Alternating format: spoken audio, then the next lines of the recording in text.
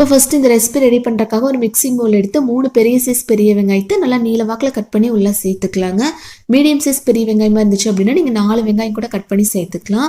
Next 2 பச்சை மிளகாயை நல்லா குட்டி குட்டியாக கட் பண்ணி உள்ளே சேர்த்துக்கலாங்க. 1 கப் அளவு கடலை மாவு சேர்த்துக்கலாம். இப்போ ஒரு 1 டீஸ்பூன் அளவுக்கு வந்து அரிசி மாவு சேர்த்துக்கலாங்க. சேர்த்துட்டு அதே அளவுக்கு வந்து காஷ்மீரி ரெட் சில்லி பவுடர் சேர்த்துக்கலாம். இது காரம் எதுவும் இருக்காதுங்க. நம்ம பச்சை மிளகாய் சேர்த்துருக்கு இல்லைங்களா, கொஞ்சம் கலர்ஃபுல்லாக இருக்கிறதுக்காக சேர்த்துக்கலாம். நெக்ஸ்ட்டு கொஞ்சமாக பெருங்காயத்தூள் சேர்த்துட்டு லாஸ்ட்டாக தேவையான அளவு உப்பு சேர்த்துக்கலாங்க. சேர்த்துட்டு கொஞ்சமாக கருவேப்பிலை சேர்த்துக்கலாம். இப்போ தண்ணி சேர்க்கறதுக்கு முன்னாடி ஒரு டைம் கை வச்சு நல்லா இந்த மாதிரி கலந்து விட்டுறலாங்க. தண்ணி பார்த்துட்டிங்க அப்படின்னா அதிகமாக சேர்க்கக்கூடாது. லைட்டாக தெளிச்சு விட்டு நம்ம கொஞ்சமாக மட்டும் சேர்த்துக்கலாங்க. பாருங்க, இதுவே அளவாக இருக்கும். ரொம்ப கெட்டியாக இருந்துச்சு அப்படின்னா மட்டும் இன்னும் கொஞ்சம் தண்ணி சேர்த்துக்கோங்க. நான் ஃபஸ்ட்டே சொன்ன மாதிரி தண்ணி அதிகமாக தேவைப்படாது. இப்போ கை வச்சு நல்லா கலந்து விட்டுறலாங்க. கலந்து விட்டு உப்பு எதுவும் பத்தலை அப்படின்னு நீங்கள் பார்த்து அளவாக சேர்த்துக்கலாம். இப்போ நெக்ஸ்ட்டு இந்த மாதிரி ஒரு சின்ன சைஸை உருண்டை பிடிச்சி எடுத்துக்கலாங்க.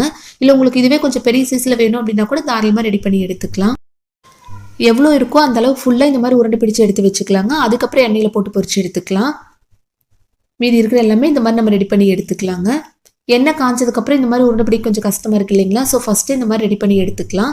நெக்ஸ்ட்டு ஒரு கடாயில் கொஞ்சமாக எண்ணெய் சேர்த்து நல்லா சூடானதுக்கப்புறம் மீடியம் ஃப்ளேம் மாற்றிட்டு இந்த மாதிரி ஒவ்வொன்றா சேர்த்து நம்ம எண்ணெயில் போட்டு பொரிச்சு எடுத்துக்கலாம். நீங்கள் ஹை ஃப்ளேமில் வச்சு ரெடி பண்ணும்போது வெளியில் வந்து நல்லா கலர் மாறிடும். உள்ளே பார்த்துட்டிங்க அப்படின்னா கொஞ்சம் கூட வேகாமல் இருக்குங்க, மாவாக இருக்கும். ஸோ நான் ஃபஸ்ட்டே சொன்ன மாதிரி நல்லா மீடியம் ஃப்ளேமில் வச்சு நல்லா கலர் மாறினதுக்கப்புறம் வெளியில் எடுத்துக்கலாங்க. இப்போ இந்த மாதிரி நம்ம திருப்பி போட்டுடலாம். இதை விட கொஞ்சம் பெரிய சைஸ் கடாயாக இருந்துச்சு அப்படின்னா நீங்கள் 5-6 கூட ஒரே டைமில் போட்டு எண்ணெயில் பொரிச்சு எடுத்துக்கலாங்க.